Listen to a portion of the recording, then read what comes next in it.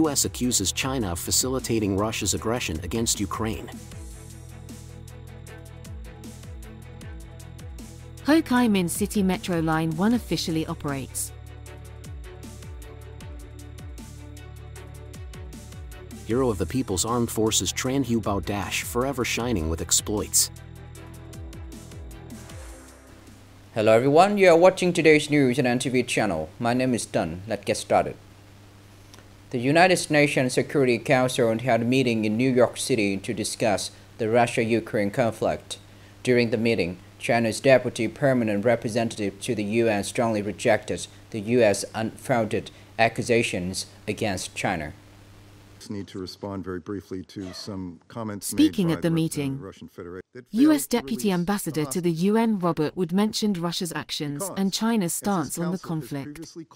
When commenting on China's approach, the U.S. side said that China did not use its influence to prevent Russia from attacking Ukrainian territory. In response, China's Deputy Permanent Representative to the UN emphasized that China was not the party that caused the Ukraine crisis, nor was it a party that participated in the crisis. China's efforts for peace have been recognized and supported by most of the international community. The United Nations Security Council South meeting took place in the context of the military conflict in Ukraine still developing tensely. The Russian military yesterday launched large-scale missile attacks on the capital Kyiv, in response to Ukraine's use of domestic missiles and Western missiles to attack Russian territory. Houthi forces in Yemen recently launched supersonic missiles at Israel, causing casualties and increasing tensions in the region. The attack hit its target and injured 14 people. The Israeli military admitted that it could not intercept the missile when it was launched from Yemen near Tel Aviv. Previously, on December 19th, Israel launched many attacks targeting the port system and energy infrastructure in areas controlled by the Houthi forces in Yemen. At the same time, Israel threatened to continue attacking this force in the coming time. The Houthi forces declared that the attacks on Israel were an act of solidarity with the Palestinians, especially since the war in the Gaza Strip broke out more than a year ago. This morning, December 22nd, Metro Line 1, Vinh, Thành, Truyen, Ho Chi Minh City's first urban railway project, officially opened to passengers after more than 10 years of construction and multiple delays. Ho Chi Minh City Metro Line 1, Ben Ton, Suai Tien Metro, is 19.7 kilometers long, passing through District 1, Binh Ton District and Phu Duc City. The entire line has 3 underground stations and 11 elevated stations. The first urban railway project of Ho Chi Minh City has a total investment of nearly 44.000 billion VND from ODA loans from Japan and counterpart funds from the budget. The project was approved in 2007 and officially started construction in August 2012. After 5 adjustments to the completion time, Metro Line 1 officially begins commercial operation on December 22 after 12 years of construction and 17 years of anticipation from Ho Chi Minh City residents. Coming up next are some updated news. In the Towards 2025 report, Vina Capital believes that Vietnam's exports will slow down next year and our country's growth will depend on internal factors such as consumption and public investment. Accordingly, export growth to the U.S. will slow down next year, partly because the U.S. economy is likely to experience a soft landing and economic downturn. Although production growth is expected to slow down next year, Vina Capital expects Vietnam to achieve GDP growth of 6.5% in 2025. Vina Capital experts believe that consumption accounts for more than 60% of Vietnam's economy. Therefore, if consumption grows strongly, it will easily offset the decline in export/production/tourist growth next year. Nghệ An Provincial People's Committee has issued a plan to ensure the implementation of policies for people with meritorious services to the revolution and social security during the 2025 Lunar New Year. The plan was issued to take care of the spiritual and material life of people with meritorious services to the revolution. Poor households, near poor households, social beneficiaries, and children in especially difficult circumstances. Accordingly, units and localities will visit and present tech gifts to people with meritorious services to the revolution and social beneficiaries in the province with a total estimated budget of 68 billion VND, from central and local budgets. One of the outstanding activities attracting special attention on the occasion of the 80th anniversary of the founding of the Vietnam People's Army is Vietnam International Defense Exhibition at Gia Lam Airport, Hanoi.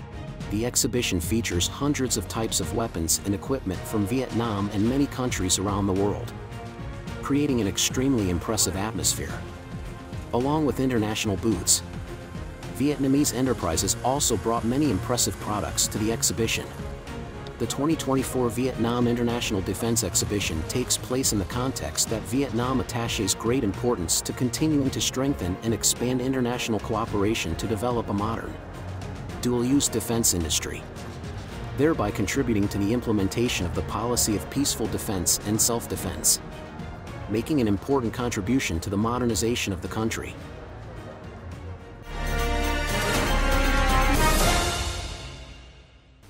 In its 80 years history, the Vietnam People's Armed Forces have seen countless acts of bravery from soldiers and officers defending the nation.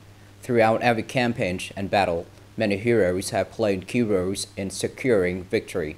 Today, we honor one such hero, Colonel Trần Hiếu Bảo.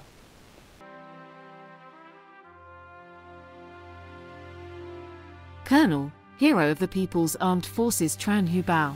Born in 1950, from Hien Sun Commune, Du Long District. Former political commissar of Division 968. Military Region 4. At the age of 17, he volunteered to join Division 304 in Quang Tri Province.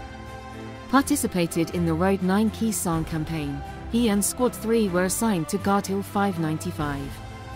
With courage and intelligence, he and his teammates achieved a resounding victory at the post. In just 2 days, the entire squad killed 205 American soldiers. Soldier Trần Hiếu Bảo alone killed 78 Marines. In August 1970, he was honored to be awarded the title of Hero of the People's Armed Forces. On April 6, 1968, the lookouts and observers discovered the enemy clinging to the post. The leading group was about 15 meters away from my bunker. At that time, I was very nervous.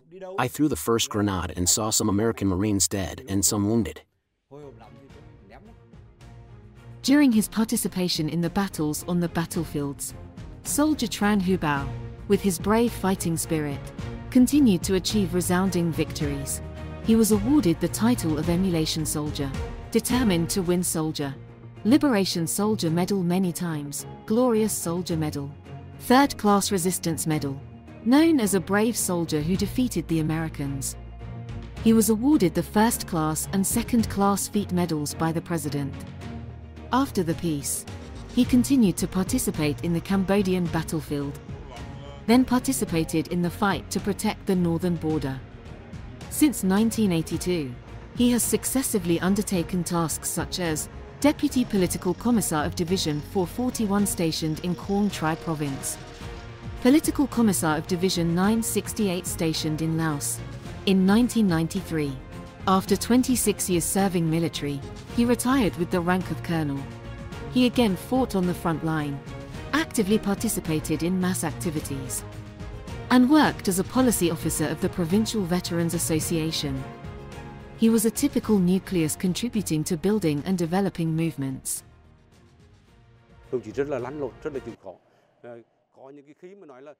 Comrade Trần Hiếu Bảo is very active and hardworking. He always takes care of the members' lives, provides policies and job advice to the veterans. Currently, due to health reasons, he has stopped undertaking mass tasks. But his house is still the destination whenever veterans need advice and consultation. Because, in the People's Armed Forces, Hero Tran Hu Bao. One of the typical examples in combat. A veteran is always dedicated and enthusiastic about building the movement and continuing the tradition for the next generations. This is the end of the show today. Thank you for watching.